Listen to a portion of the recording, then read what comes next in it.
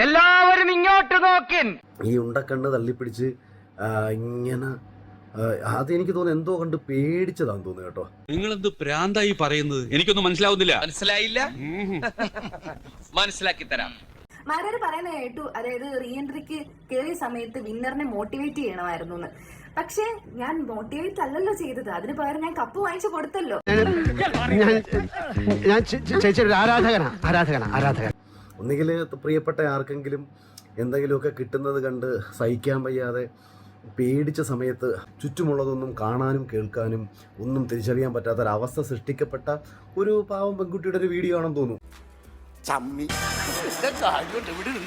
അപ്പൊ എനിക്ക് തോന്നുന്നത് അപ്പൊ അതിൽ ഇങ്ങനെയാണ് അത് പറഞ്ഞു പോയേക്കുന്നത്. മാരാര് മാക്രികളെ പേടിപ്പിച്ചാൽ മതി എന്നൊക്കെയാണ് പറയുന്നത്. അഖിൽ മാരാറിനോട് മാരാര് കൊട്ടിയാൽ മാക്രി അറിയുമായിരിക്കും, പക്ഷെ അഡ്വക്കേറ്റ് ശൈത്യക്ക് അറിയത്തില്ല. പക്ഷെ ഈ തവളകളുടെ ഒരു പ്രത്യേകതയാണ്, ഈ തവളകൾക്ക് തവളകളെയും തിരിച്ചറിയാൻ പറ്റത്തില്ല, അപ്പുറത്ത് നിൽക്കുന്ന ആൾക്കാരെയും തിരിച്ചറിയാൻ പറ്റത്തില്ല.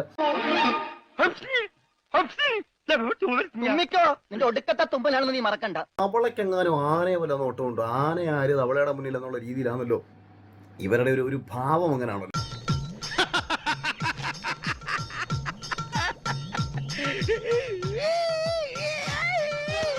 മുതലാന്നും പറഞ്ഞിട്ടില്ല, ഒരു ജലജീവികളെയും പറ്റി പറയാതെ തവളാന്ന് എന്തിനാ പറഞ്ഞത്? അതാണ് ഇതിന്റെ ഒരു പ്രത്യേകത. ഇളയപ്പറ്റൊരു കാര്യം വിറ്റാണ്, ആള് ഭയങ്കര വിറ്റാണ്. ഇതൊന്നും അല്ല, ഇതിപ്പോ കണ്ടോ നിങ്ങൾ ഇവിടെ താമസിക്കുമ്പോ ചിരിച്ച് ചാവും.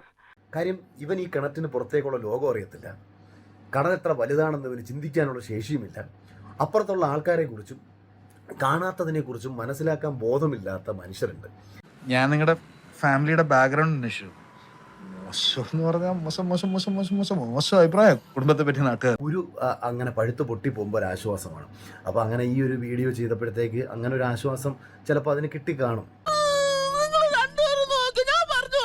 അതുകൊണ്ട് സാരില്ലടാ, നീ എവിടെ പരിപാടി അവതരിപ്പിച്ചാലും ഇത് തന്നെയാണല്ലോ നിന്റെ വിധി.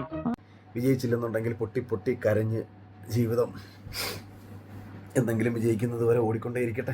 നിലപാടുള്ളവർക്കേ ശത്രുക്കൾ ഉണ്ടാകത്തുള്ളൂ. ബാക്കിയുള്ളവരെ പ്രീതി പിടിച്ചു കിട്ടാൻ വേണ്ടിയിട്ട് എനിക്ക് എന്റെ നിലപാട് മാറ്റാൻ ഞാൻ ഉദ്ദേശിക്കുന്നില്ല.